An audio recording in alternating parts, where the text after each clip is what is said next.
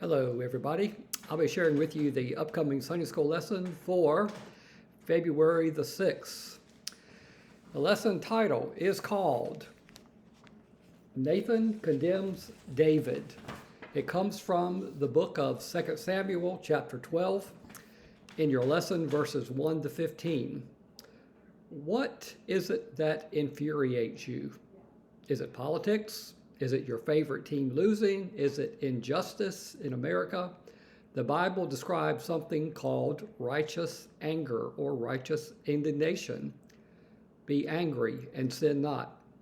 It happens when there is a wrong that can be righted, and sometimes the person to right it is you. The lesson from today is called Nathan Confronts David. It may be a familiar story to you.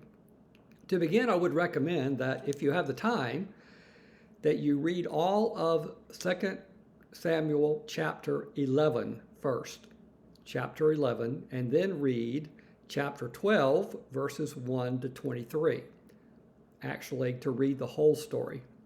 Here's a recap. David is a middle-aged king at this point in his life with plenty of wives and children. He is probably the most successful king alive. But this particular spring, rather than going to the battlefields with his powerful armies, David stays in his palace. One evening, he looked down and he saw a very beautiful woman bathing. This means she was washing parts of her body, not that she was naked.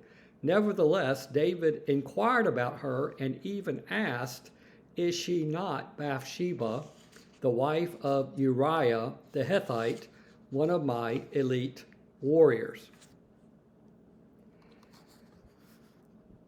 It would seem that David had met her before, and when she was brought up to his room, he had sexual relations with her. Now, some might wonder that even if this was a one-night tryst, why powerful men do such stupid things.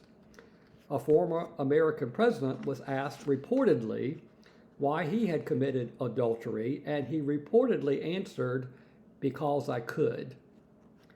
Unchecked power can lead to terrible actions and consequences. Following getting word of Bathsheba's pregnancy, David engaged in one of the greatest cover-ups in human history. First, he brought Uriah home from the battlefield with the idea that Uriah would want to be with his beautiful wife in their home and that they would engage in sexual relations.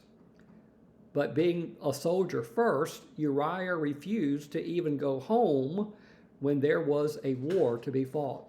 He slept elsewhere alone.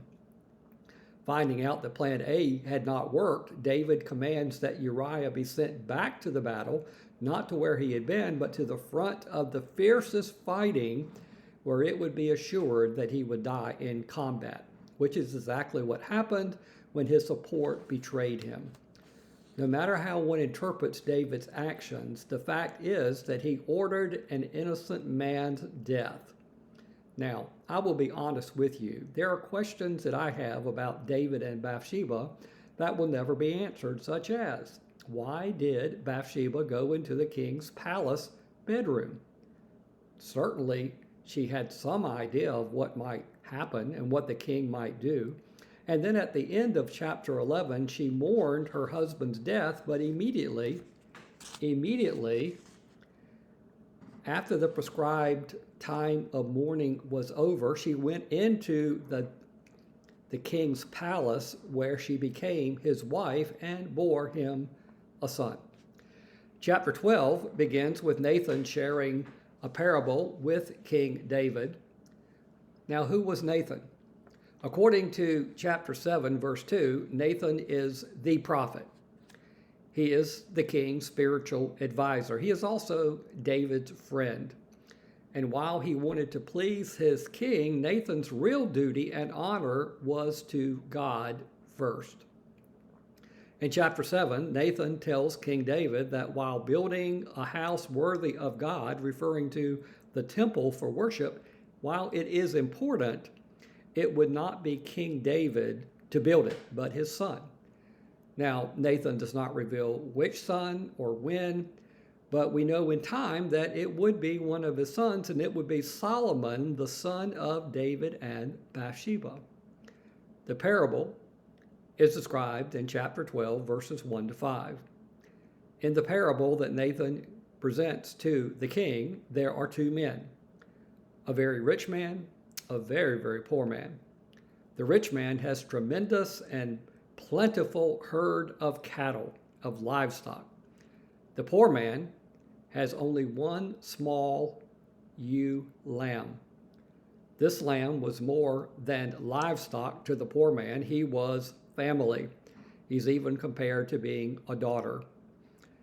But when the rich man has a guest come to dine at his house, rather than slaughter one from his tremendous herd of livestock animals, he took the poor man's only little lamb, slaughtered it, and prepared it for his guests to eat.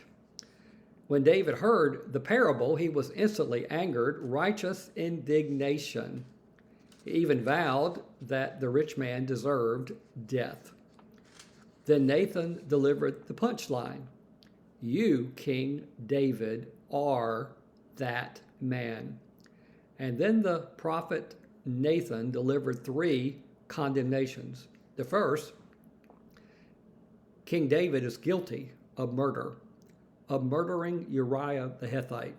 Secondly, God is going to bring disaster upon David's family, even describing what would happen when his son Absalom would betray him and commit adultery with David's wives. Again, Nathan wasn't specific, but in time it would be fulfilled. And then thirdly, the yet unborn son of David and Bathsheba would die in his infancy. King David was repentant. We believe we have David's remorse and repentance recorded in some of the Psalms. But as much as David fasted and prayed and repented, all of Nathan's prophecies would come true. And David knew he had no one to blame but himself. How do we make this story personal? Well, for one, we can make sure that we be like the voice of Nathan and not do the actions of David.